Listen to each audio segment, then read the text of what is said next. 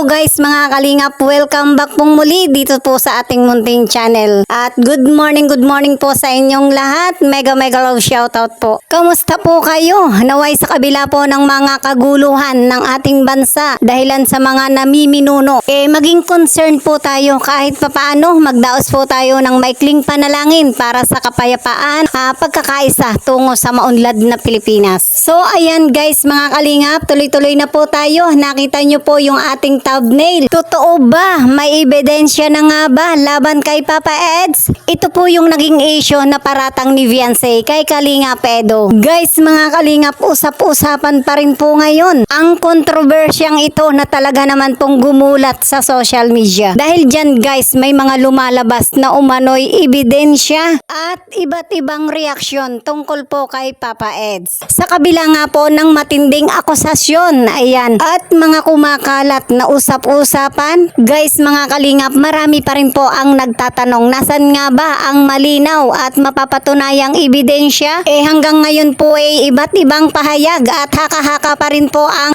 umiikot na kumbaga guys mga kalingap, sapat na po ba ito para sila po ay makabuo ng conclusion? Pero ang tanong po natin guys mga kalingap, totoo ba ang paratang o ito po ay isang maling interpretasyon? Kayo guys mga kalingap, ano po yung masasabi nyo? Comment nyo lang po yan dito po sa ating comment section. Sa video ito guys mga kalingap, talakayin po natin ang mga lumalabas na impormasyon at tingnan nga po natin kung sila ba ay may matibay na batayan yung mga paratang ni Viancy para kay Kalingap Edo o baka naman pawang aligasyon lamang po ito. So dito po guys mga kalingap, layunin po natin na maunawaan ang katotohanan na sana bago po tayo humusga, alamin po muna natin yung totoo, di ba? At syempre panoorin nyo po ito hanggang dulo at kayo na po ang bahala guys mga kalingap na humusga. Sabi ko nga sa inyo na wala akong papalampasin kapag mga below level ang kanilang mga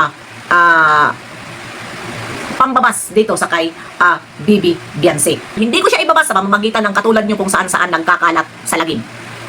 Dito ko re-reaksyonan ang idol nyo sa channel ko para makasagot kayo kung ano ang kasagutan nyo. Ha? So ayun po guys mga kalingap, napakaliwanag po yung pahayag ni Lola Glo na ayon po sa kanya pwede po tayong magpahayag ng ating mga sagot para sa kanyang pagre-reaksyon at panghusga para kay Papa Eds. So alamin po natin dun sa mga pahayag ni Lola Glo kung ano nga ba yung pinangahawakan po niyang pruweba, patunay na ebidensya sa paratang ni Viancy kay Kalingap Edo. Dahil dito po sa isang komento ng isang viewers patuloy lamang pong idinidiin ni Lola Glo na ayon po dito ay pinatutunayan lang po nito na si Papa Eds ay isang manyakis. At ito na nga, bago natin siya reaksyonan, babasahin ko muna sa inyo kung gaano ito kabastos ang bunganga palibhasa. Siguro ko gawain niya ito. Ayan, babasahin ko sa inyo. Ang comment dito ni Chiwon Page, isa ka sa mga tanga. Naniwala, in Vasquez, sinagot niya. Ayan, nagsakit si Chiwon. Ayan. Isa ka sa mga tanga. Naniniwala na virgin pa yung love team nyo. 2 years magkarelasyon po. Anong akala nyo? Anong akala mo kay Eds? Santo? Kaya nga araw-araw bugti mga mata yan dahil siya ang nawalan at si Edo parang nanalo ng loto. Yon ang sinasabi niya dito. Ano? Within 2 years daw, imposible walang nangyari dito sa Tulpukwin. Ano, alam naman natin kung sino ito na tinatawag nila na Tulpukwin. Walang iba kundi si Viancy. At ipinapamukha nito si Chiwon Page na ito, si Bibi Viancy ay nakuha ni Kalingap Edo sa pamamagitan ng paglalab team nila sa loob ng 2 years. Ano, ito lang masasabi ko sa'yo. Ha? Ano ang sabi mo? Binaliktad mo yata. Aray ko, ipinapamukha mo lang, ha? Diyan sa idol mo, na totoo nga hangak-ahaka na manyakis. Yun, ang sinasabi ni Lola Glo dito. Isang komento na ginawang ebidensya ni Lola Glo na nagpapatunay na si Kalingap Edo ay isang manyakis. Pwede ba yon guys mga Kalingap? Parang si Lola Glo ang bumaligtad, di ba? Isang komento ng viewers ginawang patunay para lang masabi na si Kalingap Edo ay isang tunay na manyakis. Parang kabulastugan na po yan, di ba? Na kung tutuusin po guys mga Kalingap, komento lamang po yan, sariling opinyon ng ilang mga viewers. At syempre, base lamang po yan sa mga reaktor na kanyang kinumentuhan. At syempre, kayo po ay may mga komento rin, di ba? Pero dapat sana hindi naman po sa gano'n na panghuhusga kay Kalingap Edo na talagang below the belt na. Kung saan ang komento pong ito ay pinatutunayan ng atin pong Lola Glo na si Kalingap Edo ay isang manyakis, di ba? Na kung tutuusin guys mga Kalingap, ang kailangan po natin dito ay yung tunay na ebidensya, yung aktual na ginagawa nga po ni Kalingap Edo, yung pangmamanyak kay Viancy, di ba? Kaso ang totoo nga po hanggang ngayon wala pa rin pong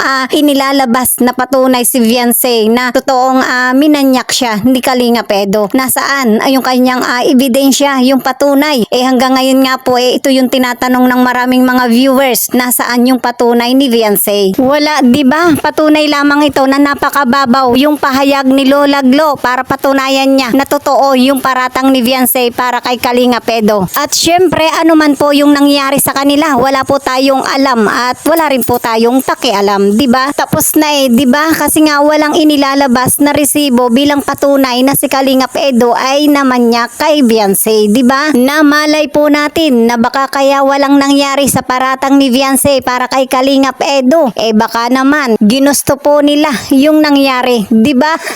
Na dapat sana kung tutuusin hindi na po dapat pinalalaki pa yung issue. At syempre, wag na pong patulan kung ano man po yung mga komento ng iba, lalo lamang pong lumalala, di ba? Dahil ikaw mismo ang nagsasabi, imposible sa loob ng 2 years ay hindi ni Edo magalaw si Viancy. Dahil sinabi mo, ano si Edo? Si Raulo, ibig sabihin mo yan na hindi na lang gagalaw. At yun, yan ang ano mo, comment mo. About sa si Edo ang nanalo ng loto, binaliktad mo yata. Hindi ba nga yung idol mo ay nagmumukhang tanda na sa kaiisip, araw-gabi sa kaiisip, tumatanda na kung paano na nawalan siya ngayon ng mayroon siya noon. Sa pamamagitan ng palipad ay bumaba siya. Tapos sasabihin mo, parang nanalo sa loto. Sabihin pa natin, nanalo sa loto. Sabi mo, ibig sabihin, nanalo si Edo sa loto dahil pagkatapos ng lahat, iniwan, hindi sila nagkatuluyan. Yan ang ibig sabihin mo. Mali ka, dahil ang nanalo ng loto ang aming Bibi Viancy. Dahil, bakit paldo-paldo siya ngayon sa mga sponsor? Kaya, sino ang kawalan? Baliktad yata ang mga sinasabi mo dito.